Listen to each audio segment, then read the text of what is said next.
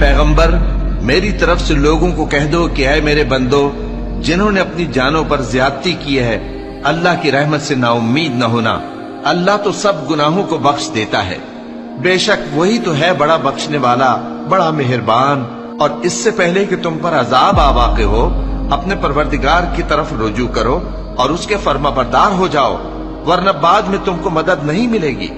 اور اس سے پہلے کہ تم پر ناگہاں عذاب آ جائے اور تم کو خبر بھی نہ ہو اس نہایت اچھی کتاب کی جو تمہارے پروردگار کی طرف سے تمہاری جانب نازل ہوئی ہے پیروی کرو۔ ایسا نہ ہو کہ اس وقت کوئی شخص کہنے لگے کہ ہائے اس کوتاہی پر افسوس ہے جو میں نے اللہ کا حق ماننے میں کی